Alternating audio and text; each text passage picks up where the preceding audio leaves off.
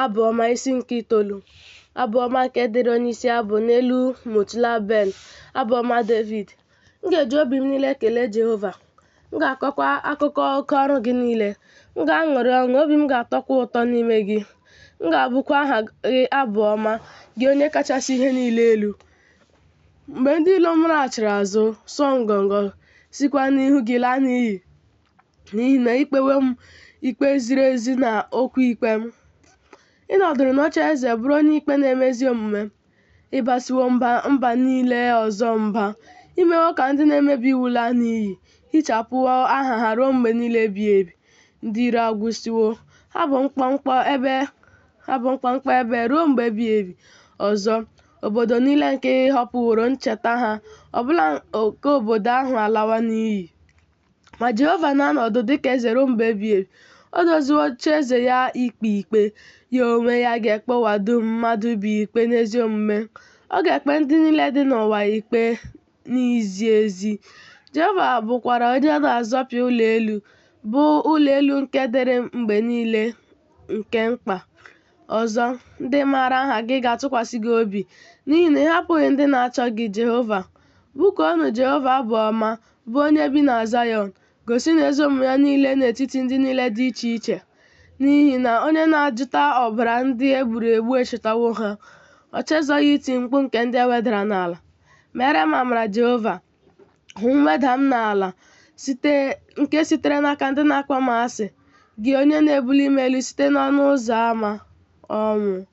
Ka m wee kọọ akụkọ otuto gị niile n'ọnụ ụzọ ámá niile nke Ada Zayọn. Ka m ṅụrịa ọṅụ na nzọpụta gị. Mba niile ọzọ emikpuwo n'olulu ha mere. N'ubu ha ka ha zobere ka a na-anwude ụkwụ ha. Jehova emewo ka a mara ya onwe ya ezi ikpe ka o kpeworo. N'ọrụ nke ọbụ aka ya abụọ ka a mawara onye na-emebi iwu dịka ọnya. Higayọn Sela. Ndị na-emebi iwu ga-alaghachi n'ala mmụọ, bụ mba niile ndị na-echezọ Chineke. N'ihi na ọ bụghị ruo mgbe ebighị ebi ka a ga-echezọ ogbenye. Olileanya nke ndị dị umeala n'obi agaghị ala n'iyi ruo mgbe ebighị ebi. Bilie, Jehova, ekwela ka mmadụ dị ike, ka e kpee mba niile ikpe n'ihu gị. Jehova dụrụ ha ihe egwu, ka mba niile mara na naanị mmadụ ka ha bụ. Sela. Isi nke 10. Jehova, n'ihi gịnị ka ị na-eguzo n'ebe dị anya? N'ihi gịnị ka ị na-ezobe onwe gị na mgbe niile nke mkpa? Site na mkpako nke onye na-emebi iwu ka a na-achụ onye wedara n'ala ọkụ. A na-ejide ha na nzube niile nke ha chere. N'ihi na onye na-emebi iwu anyawo isi n'ihe mkpụrụ obi ya na-achọsi ike. Onye na-echerịta uru na-ezighị ezi ka o goziwokwara. O leliwo Jehova, onye na-emebi iwu, ka imi ya si dị elu, na-asị, ọ dịghị ajụjụ ọ ga-ajụ. Nzube ya niile na-asị, ọ dịghị Chineke ọ bụla dị. Ụzọ ya niile dị ike na mgbe niile. Ikpe gị niile dị n'ebe dị elu karịa ebe anya ya ga-eru. Ndị niile na-akpagbu ya, ọ na-apụ megide ha na nlelị. Ọ siwo n'obi ya, agaghị ewezuga m n'ọnọdụ m ruo ọgbọ niile. Ọ dịghị mgbe m ga-anọ n'ọdị njọ. Ọnụ ya jupụtara n'ọgbụgba iyi na aghụghọ na mmegbu. Nke okpuru ire ya ka mmegbu na ajọ ihe dị. Ọ na-anọdụ n'ebe iche anwụ nke obodo nta niile. N'ebe nzuzo niile ka ọ na-egbu onye na-emeghị ihe ọjọọ.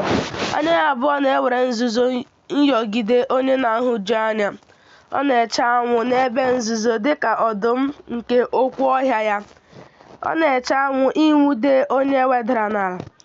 Ọ na-anwude onye wedara n'ala mgbe ọ dọbatara ya n'ubu ya. A na-azọpịa ya, ọ na-amakpu amakpu. Ndị na-ahụju anya adawokwa n'ala site n'aka ndị ya nwere ume.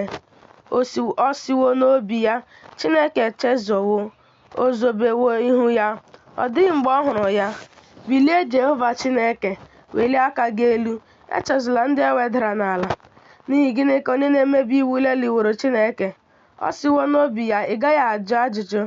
Ịhụwo ya, n'ihi na gị onwe gị na-elegide mmegbu na mkpasu iwe. Itinye ya n'aka gị n'aka gị ka onye na-ahụju anya na-ahapụ onwe ya, onye na-enyere nwa mgbei aka ka ị bụworo.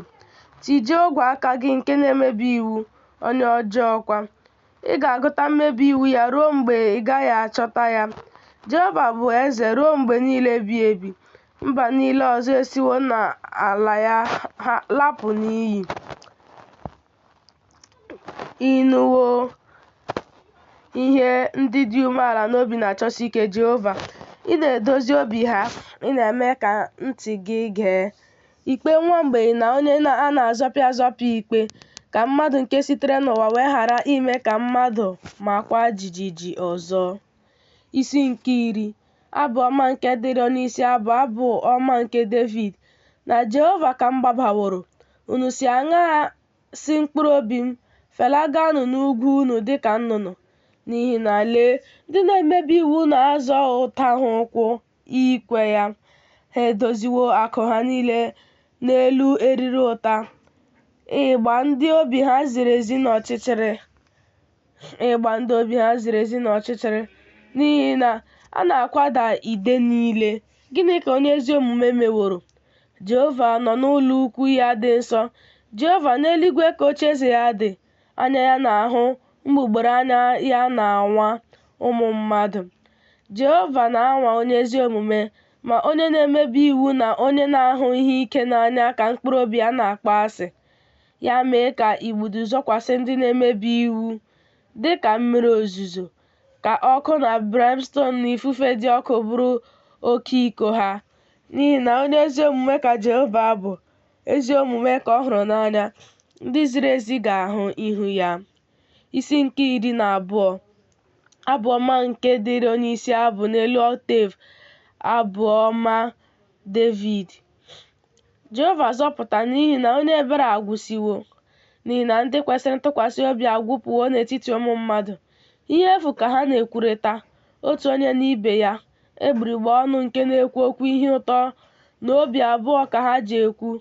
Ka Jehova bipụ egbugbere ọnụ niile nke na-ekwu okwu ire ụtọ na ire nke na-ekwu oke ihe. Ndị siworo, anyị na-eme ire anyị ka ọ dị ike. Egbugbere ọnụ anyị dị n'akụkụ anyị. Onye ka anyị nwere dịka Onyenwe anyị? N'ihi ịpụnarị ndị ewedara n'ala ihe, n'ihi isi ude nke ndị ogbenye. Ugbu a ka m ga-ebili, ka Jehova kwuru. M ga-edo ya na nzọpụta nke ọ na-ekusi ime ike inwe. Okwu ọnụ Jehova niile bụ okwu ọnụ dị ọcha. Ha bụ ọlaọcha a ṅụchaworo n'ite nnụcha, nke na-erusa n'ala, nke esichaworo ugboro 7. Gị onwe gị Jehova ga-edebe ha. Ị ga-echezi ha ka ha pụọ n'aka ọgbọ a ruo mgbe ebighị ebi.